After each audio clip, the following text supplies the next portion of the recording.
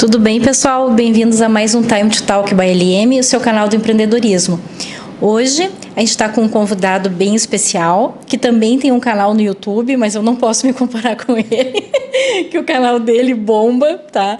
O nome do canal é Gustavo Rocha Com, o advogado Gustavo Rocha. Então, ele trabalhou por muito tempo como advogado civil. Agora, já faz um bom tempo, ele vai contar para nós. Ele é consultor de gestão de tecnologia e marketing, também professor da Unicinos, que ele coordena o curso de gestão e estratégia para escritórios de advocacia. É um prazer, Cláudia, realmente é um prazer estar aqui contigo, é um prazer estar com os teus ouvintes. Eu acredito muito nessa troca, eu acredito muito que o lado empreendedor da gente deve ser algo que não existe sozinho, ele só existe em conjunto. É algo que eu venho falando há muito tempo e muita gente me acompanha nesse pensamento, que é a advocacia colaborativa. Cada vez mais, quando a gente colabora, a gente cresce. E isso a gente está vendo isso através de mediação, a gente está vendo isso sobre resoluções de conflito online, os famosos ODRs. Nós estamos vendo que a própria comunidade jurídica está mudando o seu aspecto.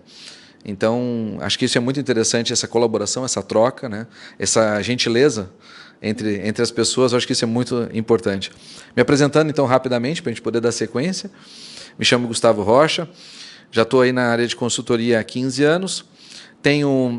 Antes advoguei, eu tive um tempo dentro da advocacia, não muito longo, mas tive, onde nesse tempo pude desenvolver a parte como advogado, depois como gestor de escritório e, por último, como gerente de escritório.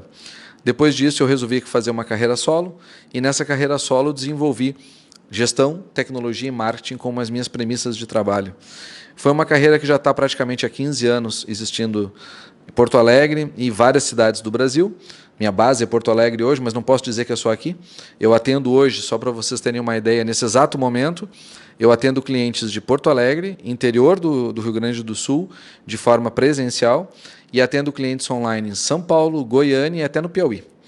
Então, hoje, realmente, nós não temos mais essa questão, eu acho que isso é uma coisa importante ser dita, não existe mais o território. O que existe hoje é o mundo. Nós podemos, de forma, estar conectados realmente a pessoas no mundo todo. Tanto é que tenho vários amigos portugueses de Portugal e poucas vezes estive lá. Então, tu acaba criando realmente relações muito fortes e isso aprimora e aproxima as pessoas. Tanto que um dos temas que eu acredito que será o grande debate de 2020 para quem quer trabalhar na área jurídica, que é a Lei Geral de Proteção de Dados, é um dos temas que nós estamos vendo a GDPR, que já está em vigor desde o ano passado, dando e acontecendo.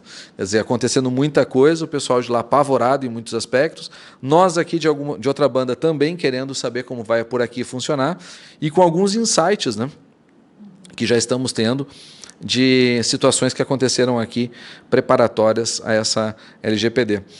E tirando isso, tem toda a parte de tecnologia, que eu acho que é uma das coisas que nos aproxima também hoje, que é uma parte que eu gosto. Eu trabalho com softwares jurídicos desde 1997, então já se vão bons anos aí trabalhando com software jurídico. Tenho um bom nome nesse sentido e tenho muito material também, até para quem se interessar, no sentido de avaliações de softwares no meu portal. As pessoas podem, depois, se tiver interesse, eu queria saber se o software tal, como é que são as características dele, ou o que hoje no mercado tem de novidade. Basta dar um clique ali em software jurídico e tu vai encontrar muito material realmente sempre atualizado, inclusive atualizado agora, afinal foi em outubro, atualizado de agora para cá, o que está tendo aí de novidade no mercado. Que é uma troca interessante também das pessoas poderem ter um interesse, porque a tecnologia cada vez mais é o assunto da vez. Como de costume, primeiro eu vou perguntar para o Gustavo por que dessa carreira empreendedora, que a gente já tinha conversado nos bastidores, que ele começou como funcionário, como todos nós, sempre a gente tem um start, E depois da gente conversar um pouquinho, a gente já quer ir para o nosso assunto, que acho que está todo mundo louco para saber, que é essa parte mesmo de tecnologia, essa consultoria, como é que vai ficar, essa área jurídica, contábil, essa parte agora, inteligência artificial. Então, e fico bem contente, porque é o meu primeiro convidado aqui do canal, que a gente vai debater por essa parte tão importante, que tantos empreendedores, tanto os que estão começando, como os que já estão com uma carreira mais longa, vamos dizer assim, estão muito preocupados, Então, queria depois que também tu desse essa visão, né? Se realmente isso é apavorante, se não é, se todos nós, a gente vai conseguir surfar nessa onda, né? Como é que a gente vai se repaginar, enfim, né? Então, a gente vai construindo aqui o nosso debate. Eu acredito muito nisso, na verdade, na troca, na experiência. Trazendo um pouquinho, acho que para o lado empreendedor, eu diria para vocês o seguinte, tem uma frase que já foi dita alguns anos atrás e eu acho que ela remete bem ao que nós deveríamos trazer para a nossa vida todos os dias, apesar de ser uma fase governamental, mas eu acho que ela reflete bem nisso. A gente é brasileiro, a gente não pode desistir. A gente tem que ter a noção de que ser empreendedor é importante, mas, ao mesmo tempo, tem que estar preparado para isso. E o que a gente mais vê no mercado hoje, infelizmente, é as pessoas empreendendo, mas empreendendo da maneira equivocada. Elas se lançam no mercado, muitas vezes, com a vontade de, não, eu tenho boas ideias, eu sou uma pessoa, um braço de trabalho muito forte. Eu vejo muita gente me dizendo isso. Gustavo, eu trabalho feito um louco, eu sou uma pessoa que eu dou sangue pelo trabalho. Gente, tu trabalhar muito não quer dizer que vai dar certo. Cada vez mais eu me dou conta, e olha, já se vão aí muitos e muitos anos na área jurídica, eu posso dizer para vocês que aquela frase de impacto que a gente escuta muito, e ela é muito verdadeira, quem muito trabalha não tem tempo para ganhar dinheiro. Nós temos que ter uma noção clara de que quem muito trabalha, na verdade, pode estar fazendo somente tarefa operacional. E ele não é estratégico. E se ele não é estratégico, ele não tem chance de ser empreendedor. Vai faltar criatividade, inovação, né? E como é que tu vai... É realmente isso que eu estava falando, criar, né, alguma coisa. O meu filho estava até conversando comigo esse final de semana, e isso, ele trabalha um monte, né? Ele diz assim, eu fico ali, eu estou achando que eu estou muito operacional. E isso, né? A gente vai ficando numa arapuca, né? Sem sombra de dúvida, nós ficamos, na verdade, dentro de uma linha que não permite o crescimento. Não é que a gente vai emburrecer, porque tu vai aprender as novas técnicas, tu vai aprender o que está acontecendo. Então, vamos pegar um exemplo clássico, né, que alguns até podem não se sentir muito confortáveis com o exemplo que eu vou dar, mas ele é muito verdadeiro.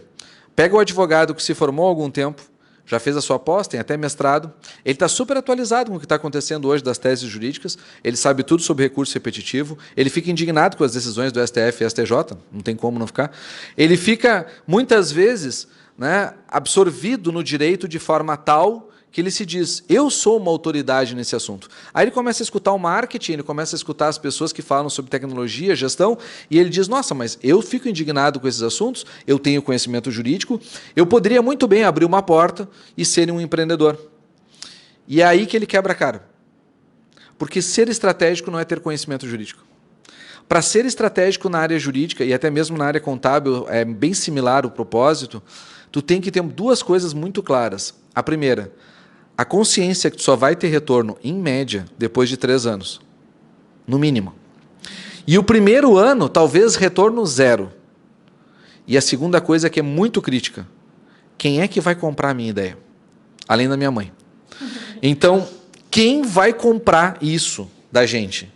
Porque assim, ser empreendedor é maravilhoso, mas se ninguém pagar a conta, eu não sobrevivo. Se eu começar a entrar com demandas, supondo que eu tenho uma boa base de amigos, sabe aquelas pessoas que tu conhece, amigos teus, ou até tu mesmo te vê nesse mesmo filme, que a gente brinca que podia ser vereador? Aquelas pessoas que tu passa na rua, todo mundo cumprimenta, aquelas pessoas que têm aquele perfil bonachão e um perfil muitas vezes gostoso de lidar, essas pessoas têm mais chance. Porque elas têm o quê? Elas têm um carisma necessário para que os outros a escutem. E isso é muito difícil, gente, principalmente na área jurídica, porque nós somos carrancudos por natureza. Nós gostamos do sério, nós gostamos da gravata. Eu mesmo, para vir aqui, pensei nisso. Vou como? Não, eu vou como tecnologia, eu vou à vontade. Porque se eu vier aqui de terno e gravata, eles vão me confundir com quem? Com o cara que é o advogado. E neste momento eu não estou sendo o advogado. Nesse momento estou sendo a pessoa que está mostrando que tem um mercado aí fora fantástico para ser trabalhado pelo advogado, sim, mas pelo advogado que pode criar alguma coisa diferente. Para criar alguma coisa diferente, ele tem que sair do conhecimento jurídico. O conhecimento jurídico é base. Ele tem que conhecer pessoas, ele tem que estar onde as pessoas estão, ele tem que desenvolver isso. Então, contando um pouquinho da minha história para vocês verem como eu fiz isso, e é apenas um exemplo, não quer dizer que seja o melhor, mas é apenas um exemplo. Inclusive, vou dizer para vocês o que não fazer que eu fiz, porque também tem um exemplo ruim, nem tudo é bom, né? Não pode ser tudo bom, na verdade, sempre erra. E errar é muito importante. Aliás, uma das coisas que as startups mais nos ensinam, se vocês querem saber, é estressar o erro. É aprender que elas erram, e elas aprendem com o erro. E isso é muito importante. Eu não sei se vocês já ouviram falar desse termo, e se não ouvirem, eu convido a entrar no meu site, que eu tenho um artigo sobre esse tema, que é o cemitério do Google. O cemitério do Google é uma coisa que pouca gente conhece. Basta digitar em inglês, tá? Google Cemetery, e tu vai encontrar o quê? Tu vai encontrar um site que tem todos os produtos que o Google criou e matou. Desde 1998, que é quando o Google foi criado. E é muito interessante perceber que tem milhões e milhões de dólares ali mortos. Só tem um detalhe. Nenhuma daquelas pessoas, ou poucas daquelas pessoas, foram demitidas. A grande maioria continua trabalhando. É um mito as pessoas acharem que elas erram e vão ser demitidas. Isso é uma coisa que nos ensinaram na nossa mais tenra idade e nós devemos desmistificar na vida adulta. Errar é importante, desde que tu saiba o porquê que tu errou. Errar sem indicadores é um problema. Errar por errar. Agora, errando com indicadores, tu começa a encontrar o quê? A melhora. Tu começa a encontrar o jeito errado de fazer, porque só tem um ou dois jeitos certos de fazer. Mas pelo menos tu não vai trilhar de novo aquele caminho. Tu vai tentar fazer de uma forma diferente. Quando eu estava na advocacia, a advocacia me foi muito boa. Ela me foi muito prazerosa. Eu tive a oportunidade de lidar não só aqui, eu trabalhei nos estados do Sul, de São Paulo para baixo, trabalhei em tudo. Trabalhei nas capitais e interior, inclusive. Rio Grande do Sul, Santa Catarina, Paraná, inclusive em São Paulo. Oportunidade de trabalhar em bancas grandes, com muita gente e liderando muitas pessoas. Foram oportunidades muito boas, realmente. Só que chega um momento em que isso parece que falta alguma coisa. Parece que tu ainda quer mais. E aí é o lado ambição da vida. O que mais que eu quero? Eu quero, então, ser dono de um escritório, botar o meu nome na placa. Será que é isso? E eu começava a pensar sobre esses temas, acabei voltando a Porto Alegre, porque eu estava em Santa Catarina como gerente de um escritório de advocacia, acabei voltando a Porto Alegre por situações familiares e comecei a pensar, poxa, tem que ter alguma coisa que me dê prazer de fazer, que eu possa aceitar os nãos da vida, em nome disso, e que talvez tenha alguma rentabilidade. E aí o que eu mais gostava de fazer, sempre teve muito característico na minha vida, foi a tecnologia. Lidar com software e lidar com tecnologia sempre foi uma coisa que me foi prazerosa. E eu comecei a pensar, poxa, quando faltava um pessoal, às vezes eu dava treinamento de software. Quando tinha alguma coisa, às vezes eu me envolvia com aquilo. Eu dizia, está na hora de eu tentar uma carreira. E aí eu vou contar para vocês agora o que vocês não devem fazer, que foi o que eu fiz. Porque isso não é bom, esse não é um exemplo positivo, que a maioria, se fizer isso, vai dar problema. Eu, na época, conversei com a minha esposa, que tem um emprego fixo, então ela tem, né, até hoje, estabilidade, um salário, né, trabalha suas horinhas por dia, quer dizer, ela tem um emprego fixo, concursada, etc. Eu disse para ela, olha, nós temos a nossa vida, nós temos nossos problemas, né, nossas dívidas, mas eu acredito muito que se eu der um passo de gestão e tecnologia, o mercado vai me ouvir. Só que isso há 15 anos atrás era surreal. Hoje é fácil falar disso. Hoje é fácil alguém dizer assim, vou dar um pulo para a tecnologia. Só que numa época em que nem o processo eletrônico tinha entrado ainda, era muito complicado. E o que eu fiz? Eu dei um peitaço, literalmente, onde eu cheguei e disse, bom, eu vou largar o meu emprego de gerente de escritório de advocacia. Vou oferecer para o meu atual patrão a consultoria, e se ele não aceitar, eu não sei o que eu vou fazer. E o que é mais interessante da história, ele não aceitou. Eu me vi naquela decisão sem emprego, sem consultoria, sem nada. Eu tinha um apoio aonde? Em casa, só. Nossa, e que ano foi isso? 2005. E aí o que eu fiz? Eu digo, bom, está na hora de reinventar. Só que uma das coisas, até nós conversávamos aqui um pouco antes dos bastidores, assim, dos princípios que nós deveríamos ter em relação ao empreendedorismo, um deles é conhecer pessoas. Apesar de eu ter ido para a carreira, efetivamente em 2005, 2006, mais ou menos ali, para a carreira de consultoria, antes eu sempre fui muito presente na advocacia. Eu faço parte da comissão de tecnologia da OAB desde 2001. Eu faço parte de grupos de advogados, eu criei o meu grupo, a Confraria Gustavo Rocha, que existe até hoje, eu criei em 1999. Então isso é muito antigo, isso tem muitos anos. Eu sempre fui uma pessoa que agreguei os advogados. Eu fazia pesquisa, eu distribuía matéria, conversava com eles, ajudava todo mundo. Tanto é que eu já saquei alvará em boa parte do Brasil sem nunca precisar ir lá, porque eu sempre tive amigos. Sempre me conectei com as pessoas. Sempre foi característica. E foi isso que me fez realmente ter conseguido dar um peitaço que eu não aconselho tu ter base, mas dá um peitaço e dá certo. Porque em menos de 30 dias de eu ter dado esse peitaço, eu peguei meu primeiro cliente. E só para vocês terem uma ideia, pagava mais do que eu ganhava trabalhando todos os dias. Eu trabalhava um dia por semana. Por quê? Porque esse cliente já me conhecia há muito tempo. E para este, que foi o meu primeiro, eu trabalhei para a família toda. Trabalhei para ele, para os irmãos dele, depois para a mulher dele, trabalhei para a família toda, são meus amigos até hoje. E o que mais importante nessa vida, gente, não tenham medo de errar e de dizer que está errado. Não tenham medo de pedir desculpa. Agora, vocês têm que fazer uma coisa e mostrar para a pessoa que está te contratando isso de uma forma muito clara, que às vezes o empreendedor ele não sabe como fazer isso. Ele tem que mostrar que ele está tentando acertar. Ele tem que mostrar que o intuito dele, a inteligência que ele está usando e o conhecimento que ele tem é para o acerto. Porque erros acontecem. Ninguém é perfeito. Erros acontecem. Só que se tu mostra o teu intuito de acertar, a tua boa vontade, e tu sempre defende isso, quer dizer, eu sou uma pessoa honesta, eu defendo a questão da honestidade. Eu vou lá e converso com as pessoas. Eu não admito que ninguém pise em cima de ninguém. Eu continuo fazendo isso. Os valores, os principais valores de vida, se tu leva isso para a tua empresa, para o teu negócio, a chance de dar certo se multiplica. Por que que multiplica? E aí vem uma coisa para limpar os pessimistas. Porque os bons são a maioria. Os bons são a maioria e os bons contratam os bons. E é por isso que tem mercado. Porque se os maus fossem a maioria, os maus fazem muito barulho. E é por isso que eles parecem a maioria. Mas eles não são a maioria. A gente encontra muita pessoa boa, muita mesmo. E alguns percalços. E a gente tem que se defender destes. Agora, se tu quer realmente empreender, eu fiz isso. Depois, com os anos passando, o que eu comecei a me conectar? Eu comecei a perceber tendências de mercado, e eu acho que isso é uma coisa que o empreendedor tem que ter muito claro. Não para de estudar.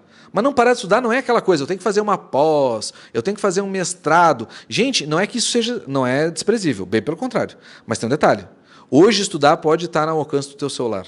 Hoje estudar pode estar ouvindo um podcast. Hoje estudar pode ser assistindo vídeos no YouTube. Estudar significa te apropriar de conhecimento. A questão é, fontes. Tomem muito cuidado com as fontes. Peguem coisas fidedignas. É a mesma coisa que acontece em época de eleições e acontece agora, na época da Lei Geral de Proteção de Dados, vai ser outra coisa que vai acontecer muito forte, tá? Muito crítico. Os vazamentos de dados podem ser fake news e podem quebrar empresas. É uma dica importante até para te falar sobre isso no teu canal. É muito importante isso. Eu tenho falado sobre isso há um bom tempo. Nós temos que acordar para a realidade. Nós estamos entrando numa era que a tecnologia... O que aconteceu antigamente? A gente invadia um computador, muitos anos atrás, para quê? Se invadia computador para dizer que conseguia. Depois se invadia computador para roubar alguma coisa. Mais atual, os ransomware faziam o quê? Criptografavam dados e pediam Bitcoin como resgate. E agora, tu acredita, eles não estão fazendo mais isso. Há um tempo atrás, por exemplo, faz menos de um ano, as principais invasões de tecnologia no mundo foram feitas por qual motivo? Ocupar a tua CPU para minerar criptomoeda. Ou seja, deixar a tua máquina mais lenta para ocupar a criptomoeda.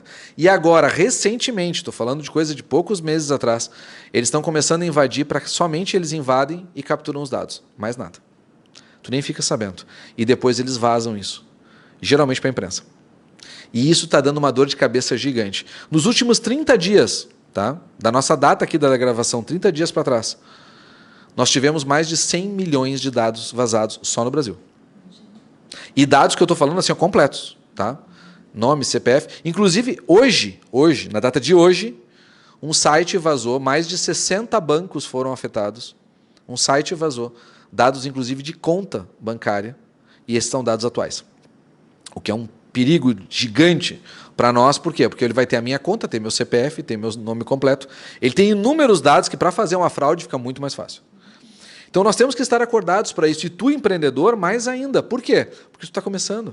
Tu não tem uma infraestrutura de segurança. Às vezes tu nem sabe direito como fazer isso. Tu tem só uma boa ideia. Né? E de boas ideias, o que a gente tem que fazer? A gente tem que criar, no meu ponto de vista, eu acho que como exemplo ainda, a ideia de tu trabalhar com conhecimento. Né? Eu venho buscando isso ao longo dos anos. Então, quando eu comecei a construir a gestão e tecnologia, incorporei o marketing com o tempo. né, e aprendi muito. Hoje faço marketing de uma maneira bem completa, tanto jurídico quanto eletrônico, né, marketing em redes sociais, etc., quanto marketing jurídico, tradicional, que a gente chama, que é os contatos e tudo mais. E fui indo atrás de outros conhecimentos que a tecnologia daí me levou, que é aquilo que tu gosta, tu estuda com muito mais profundidade. Então, além de software e outras questões de tecnologia, eu entrei na área realmente da inteligência artificial, robôs, jurimetria, que é algo que está vindo aí acabando com muitos paradigmas, e aí entrou a advocacia disruptiva. Aí entrou realmente um outro patamar, que hoje, não somente como termo, mas eu acredito que hoje é uma coisa que o advogado deveria estar acordado, que essa realidade vai fazer muita diferença na vida dele, não amanhã, hoje. O Gustavo estava colocando para a gente sobre o estudo, né? E a gente sempre ficar se inovando. E isso é bem interessante, porque tu dá aula, né? Também aqui na LM, né, a gente dá aula, enfim, e isso é uma forma da gente se renovar e buscar o conhecimento, porque é bem interessante que tu estudando, tu está melhorando o teu negócio, mas ao mesmo tempo, quando tu está ensinando outras pessoas, né, parece que a conexão, né, fica mais homogênea, né? Isso é muito interessante. Bom, então agora vamos para o segundo ponto, né? Sobre essa parte, robôs, inteligência artificial, e isso me interessou bastante, porque tem uma aula que a gente dá, que é de compliance, due diligence, que a gente comenta, eu faço uma síntese bem pequenininha sobre a jurimetria, como também a contabilometria, né? Então, só que eu converso mais sobre a jurimetria para os advogados, né? Referente à parte da jurisprudência, enfim, que a gente vê que é um assunto que não é muito jovem, mas para a maioria dos advogados é. Né? Eles não têm esse conhecimento, que realmente é um assunto que como ajuda, né, dessa parte processual, vamos dizer assim, né? Então, eu queria que tu conversasse um pouquinho sobre essa parte da jurimetria e também dessa parte dos robôs também. Bom, jurimetria, né? Sem ser professor, né? Mas só para explicar, né, um pouquinho as diferenças para o pessoal entender. Existem dois tipos de jurimetria. Nós temos hoje a jurimetria analítica e a jurimetria preditiva. Nós temos jurimetria hoje em softwares e nós temos jurimetria em softwares jurídicos que tem dentro dela a jurimetria. Então, hoje tem bastante coisa já no mercado pronta para que o profissional possa utilizar isso. Nos cursos, aulas, etc., eu procuro mostrar softwares de jurimetria para que eles possam entender o quanto aquilo pode ser útil para o marketing e o quanto aquilo pode ser útil para ele mesmo. Porque a jurimetria, quando ela é aplicada aos tribunais, é uma coisa, e existe também aquilo que a gente chama de jurimetria interna, que tu aplica ao teu próprio banco de dados. Então, por exemplo, o que vem a ser a jurimetria analítica? A jurimetria analítica é quando tu pega dados internos ou dados externos, de tribunais, e tu faz análises baseado em qualquer campo que tu captou. Então, eu quero pegar na comarca de Porto Alegre, no foro regional da Restinga, na primeira vara civil, como é que aquele juiz decide o dano moral do SPC e Serasa. Comparativamente, eu quero saber também como é que define o juiz tal. Aí o que acontece? Isso é analítica. Ele começa a combinar dados através de pedidos, objetos de demanda e assim por diante. Se tu tiveres a tua demanda, o teu próprio cadastro pode ser mais detalhado. E aí a tua jurimetria fica mais específica. Então, os softwares jurídicos que detêm essa jurimetria, que eles detêm somente a analítica, ele faz esse trabalho de uma forma muito interessante. Por quê? Porque eu dou um clique. Realmente é muito interessante, dá para até te mostrar. Dá um clique, até porque eu tenho licença de vários softwares. Tu dá um clique e tu vê assim, ó, pum! Ele mostra em alguns segundos todo o comparativo. Esta demanda, baseado em todas as demandas que tu tem iguais, similares, na mesma vara, ou considerando comarca, ou considerando assunto, ou objeto da ação, e assim por diante, tem uma chance de julgamento XYZ. Já quando a gente fala de jurimetria preditiva, que parece a mesma coisa, mas não é, a jurimetria preditiva é o seguinte, tu pega um número do CNJ, coloca num software, e ele, simplesmente pelo número, porque daí ele já tem a vara, todas as informações, ele calcula tempo médio de julgamento, quanto tempo vai levar a ser julgado, qual é a chance de sucesso e qual é a taxa de acordo. Porque isso é muito interessante para as novas questões de conflito, porque olha só, eu pego um número do CNJ e boto lá, na preditiva, e ele me diz o seguinte, existe uma chance de mais de 50% desse processo ter acordo antes da sentença. Vão pedir para o cliente alçada. Os processos similares estão me mostrando que tem muita chance de ter acordo. Vale a pena. Ou o contrário, como às vezes acontece, tu bota um número lá e ele diz, ó, os acordos acontecem pós-sentença. Então nem adianta, nem te estressa. Deixa para a sentença. Por quê? Porque está te dando já uma estatística. Jurimetria nada mais é do que a estatística aplicada ao direito. Então o que nós temos que pensar com isso? Tentar entender um pouco mais do quanto isso pode ser benéfico. Eu vejo também, é uma coisa que assusta os advogados, especialmente os advogados empresariais, que é o seguinte: eu vou lá, estou aqui na comarca de Porto Alegre e quero fazer uma pesquisa sobre a instituição tal. Se eu botar o nome da instituição num software de jurimetria, eu consigo tudo. Todas as ações que ele tem, tipo de demanda que ele tem. Eu posso estratificar por objeto, posso estratificar o que ele ganhou, o que ele perdeu, e assim eu vou indo. Uma série de brincadeiras que parece uma coisa só divertida. Só que na prática, em termos de marketing, eu posso estar olhando, na verdade, um cliente que eu quero prospectar. E eu posso pegar uma tese jurídica, trabalhista, previdenciária, civil, não importa, e olhar o seguinte: bom, eu, Gustavo, na minha tese do meu escritório, eu tenho uma taxa de sucesso boa. Aí eu olho o cliente tal e entro na mesma tese, que talvez ele já tenha, e o advogado dele está perdendo. A conversa dele ficou bem diferente. Eu consigo chegar lá no cliente, bater na porta e não oferecer o mesmo produto que ele tem, mas oferecer para o cliente final uma solução que eu tenho e o outro não tem. Baseado aonde? Em números reais. E os softwares de jurimetria calculam isso em questões de segundos. Realmente é muito rápido. Taxa de acerto acima de 80%. Então não é perfeito, mas dá um bom número mesmo. Então o que acontece na prática? Nós podemos começar a criar ideias, buscar elementos. Claro, tu vai me dizer: Gustavo, mas isso serve para todos? Nem sempre. Por quê? Porque uma licença hoje de um software de jurimetria pode custar até R$600 por mês. Então o cara está empreendendo agora, começando agora, começar um mês negativo 600 não é uma opção. Só para fazer uma tentativa de marketing. Talvez ele tenha que fazer isso de uma forma mais manual, que dá para fazer, ou ele tentar fazer isso de outras formas. Mas ele tem que ter a noção de que isso existe no mercado. E que quando ele pegar um cliente, o outro pode usar isso a favor dele ou contra ele. Eu vou dizer agora, teria que ter conhecimento de tecnologia mais apurado, tá? Mas recentemente, num cliente meu aqui de Porto Alegre, que tem muito processo, inclusive, nós cortamos robôs para capturar informações processuais, etc, etc. E o cara da TI do escritório, tá, utilizando o site do Tribunal de Justiça, abre, captura as informações que lá são públicas e bota primeiro num programinha de HTML, depois no Excel, e ele consegue a mesma coisa, num nível muito parecido. Então, tem formas? Tem. Por quê? Porque se tu clicares, aí faz um exercício em casa, clica com outro botão do mouse e procura ali código-fonte. Tu vai te assustar com o que tu vai ver. Mas ali estão os processos. Faz o seguinte, faz uma coisa para te ver como não é tão complicado como você está imaginando. Entra no site do TJRS, bota a tua OAB e vai vir aquela tripa de processo. O que tu faz normalmente? Entra num, consulta, entra no outro, consulta, aquela trabalheira. Códigozinho, parará, parará, parará. Faz bem diferente. Clica no site do tribunal, bota a tua OAB, quando aparecer a lista, clica com outro botão no mouse e código-fonte. Ele vai abrir todas as pesquisas ao mesmo tempo. Uma tripa gigante. E aí tu faz uns comandos de select no banco que a gente chama. Tu pega esses comandos e ele vai te dar só os números de processo com as informações e pronto.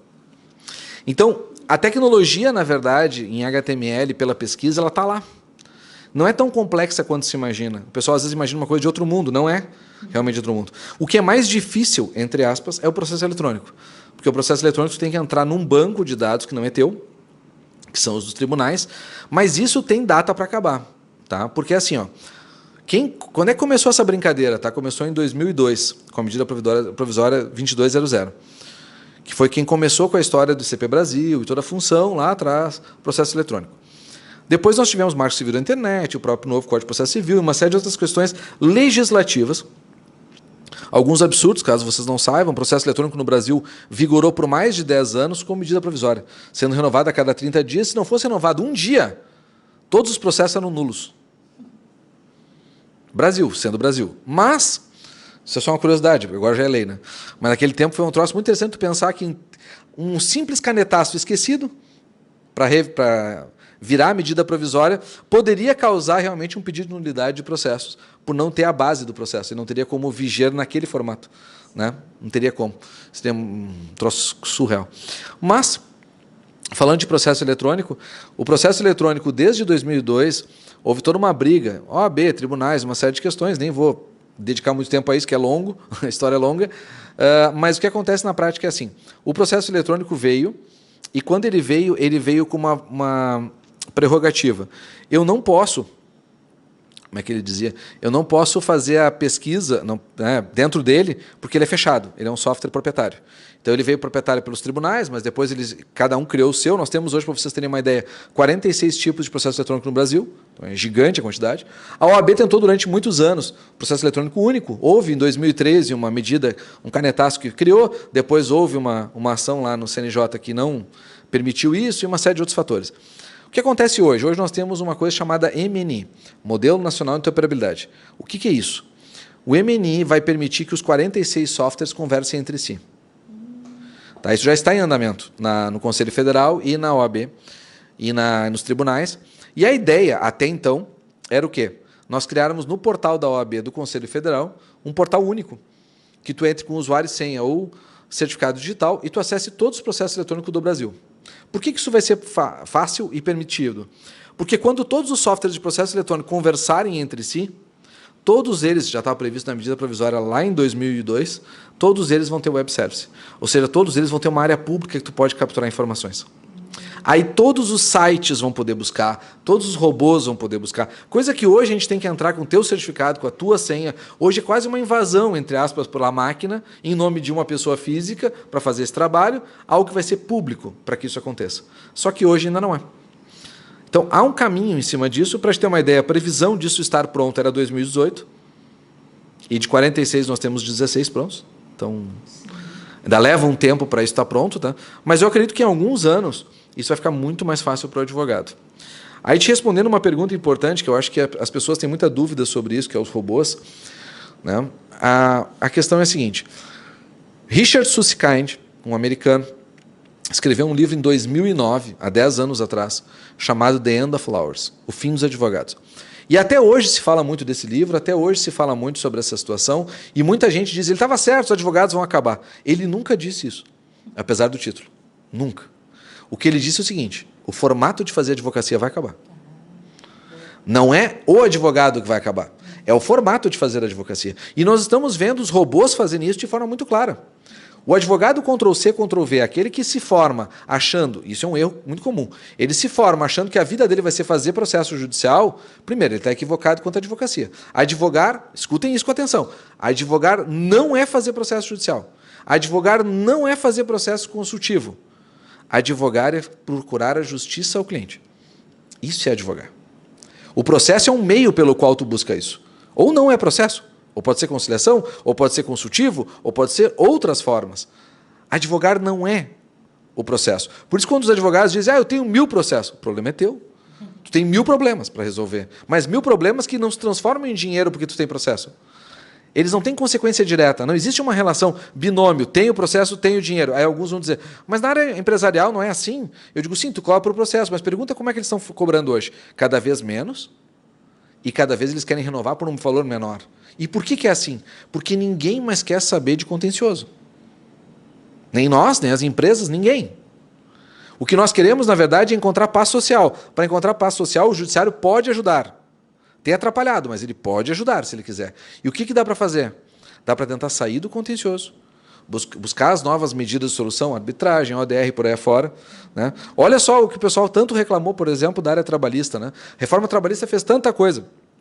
Fez. Mas a reforma trabalhista também previu soluções amigáveis, inclusive com salários altos, que poderiam ser previstos em contrato e eliminariam o judiciário da brincadeira. Está lá, acima de 11 mil e poucos, se tu fizer um contrato e escolher um meio alternativo de solução de conflito que não o judiciário, ele prevalece em cima do judiciário. Perdão, a não ser que haja fraude. Está na lei. Isso é inovador. Isso é muito bom. E de que forma nós temos que pensar isso? Nós, enquanto empreendedores, os robôs vieram para quê? Para fazer o Ctrl-C, Ctrl-V. Robô veio para substituir o advogado que só olhava o Google. Robô veio para tirar o advogado que não pensa. Se tu quer realmente fazer diferença na advocacia, empreender de uma forma correta, pensa. Pensa no cliente.